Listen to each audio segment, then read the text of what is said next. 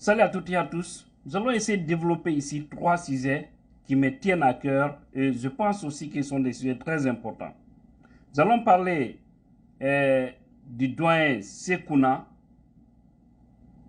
le doyen, le Kuntigi de la Basse-Côte, et également de Malick Sanko dans un sujet. Ce qu'on entend, prions Dieu que cela ne soit pas une réalité. Pardon, ne me donnez pas raison, ne donnez pas raison à tous ceux qui le disent maintenant là. Parce qu'on doit sauver ce pays. Nous allons également parler de notre grand écrivain Thierno Moule Nembo, qui a fait une plume, qui a dit encore des choses sur Mamadi Doumbouya. Je crois que Mamadi doit écouter les grands hommes pour sortir par la grande porte. Ouais. Gassama Diaby, Thierno Moule Nembo, la Guinée a besoin des intellectuels honnêtes comme ceux-là. Ils sont nombreux, hein, mais il y a d'autres qui sont dans l'ombre. Ils doivent accepter d'apparaître. Parce que le pays est en danger, on doit sauver le pays. Nous allons également parler d'un message que j'ai vu. Et c'est M. Noubari, un fonctionnaire international, qui nous a parlé de l'ultimatum. C'est-à-dire, d'ici le 28 septembre 2024, nous devons avoir le chronogramme des élections en Guinée. Faute de quoi, il y a une action qu'on doit mettre en place, vraiment, pour... Voilà. Je ne rentre pas dans ces détails, vous aurez tout le développement tout de suite. Nous allons commencer par ce premier sujet, je vous ai parlé, mes frères et sœurs, ce ne sera pas long ici. Voilà. Du Kuntigi, de la Basse-Côte. Et là, c'est Souma. Et de Malick Sanko.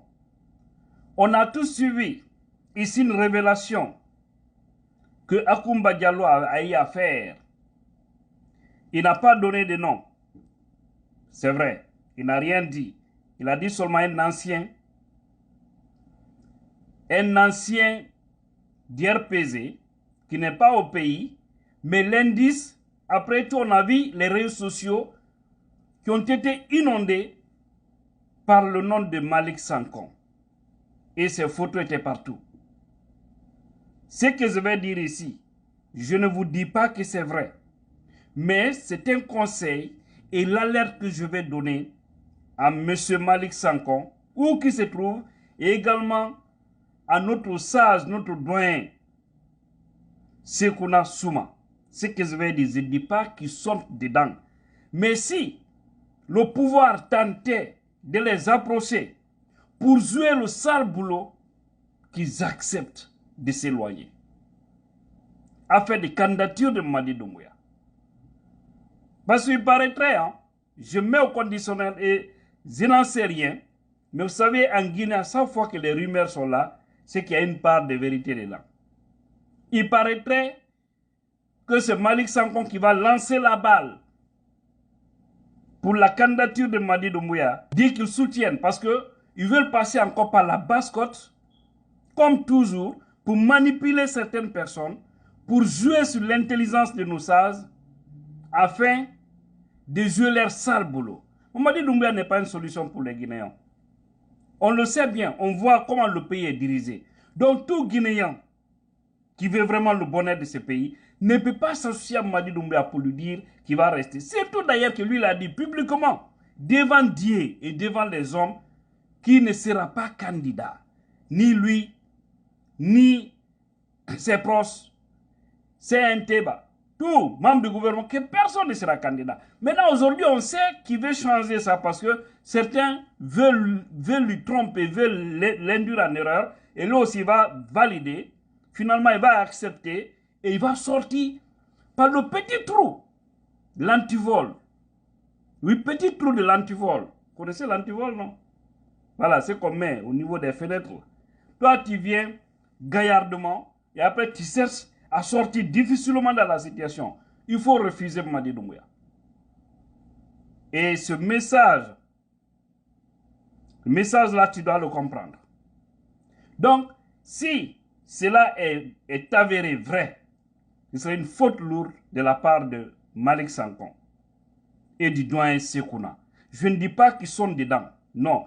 Le deuxième développement ici, nous allons parler de Thierno Moule Nembo. L'une de mes références, c'est comme Gassama Diaby. Moi, j'aime les cadres qui disent la vérité. J'aime les cadres honnêtes, qui n'ont pas peur.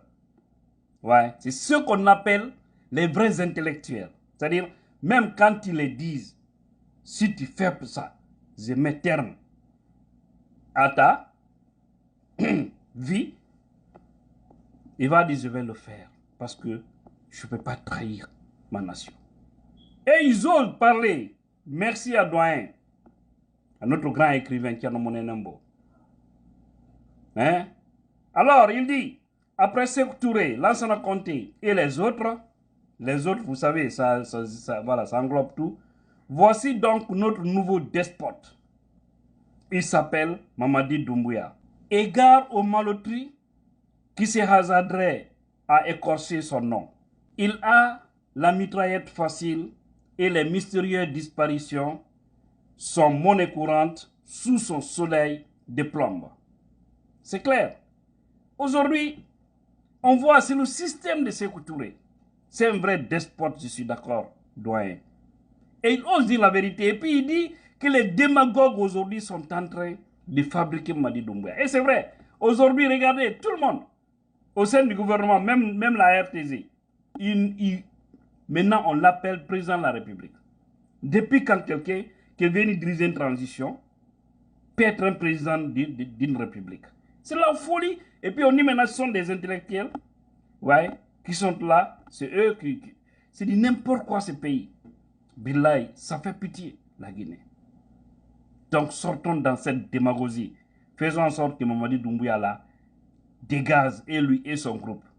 Il ne nous reste que 4 mois d'ici la fin de la transition.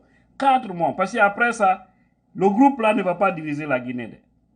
Je ne sais pas ce qui va se passer, mais ce groupe-là ne va pas diriger la Guinée. On verra. Voilà. On va toucher cet autre point qui est tellement important à mes yeux de notre doyen, notre fonctionnaire international, nous Barry. Cette situation de désespoir où le peuple de Guinée est acculé par la souffrance ne voit plus d'autre choix que de mettre une pression maximale sur ces voyous oppresseurs qui détiennent, confisquent le pouvoir du peuple contre toute attente.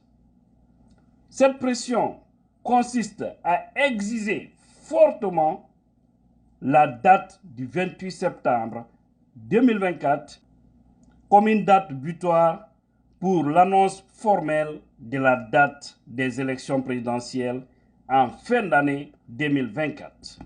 Le message continue. Je me limite là. Il a parfaitement raison. Vous voyez son poste. Il a parfaitement raison.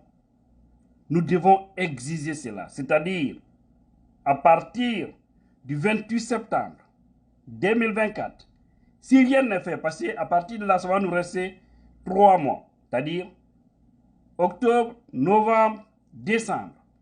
Si on n'a pas le chronogramme des élections, on doit tout arrêter dans le pays.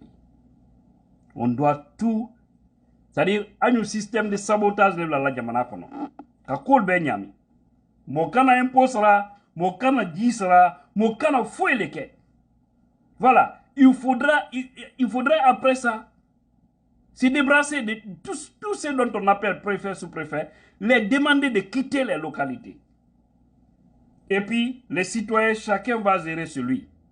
C'est-à-dire, on va rester dans un pays sans gouvernance. C'est très important. Parce qu'il faut passer par là pour ramener ces gens-là à la raison. Regardez les dégâts de ces gens aujourd'hui. Il faut ce qu'on appelle désobéissance civile, totale même, à travers le pays. Sinon, je vous jure, ils seront plus que Sékou Touré. Mamadi Doumbouya, son groupe là, ils feront plus que le PDG RDA. C'est-à-dire, ils vont nous ramener encore en retard. En retard, j'allais dire. Regardez les disparitions aujourd'hui. Regardez les kidnappings. Regardez ce que ces gens-là sont en train de faire. Regardez tout récemment un enfant, un bébé Un bébé. Hein? Le petit de quoi il a? Un petit garçon de 9 ans. Il rencontre ces voyous, ces indices, ces cafridés, ces niagamodés, habillés en tenue. Paf! Vous avez vu l'image du petit qui est tombé sur le choc. Après, on dit on est dans un pays normal. Cafridés, nous, niagamodés, nous, été maluyala, été slanalayen. Kake mon fadi jamana kono. Après, on va continuer avec vous. Il faut que dankale la gnekalo ko. Ni dankale mol ko. Ayeto madi dumbuya ko. Parce que il est même pas tout madi dumbuya ko. Dankas la le odi. C'est choquant. Un bébé, un enfant quand j'écoutais la maman de cet enfant, chacun peut penser à son enfant. Hein? Chacun peut penser à son enfant.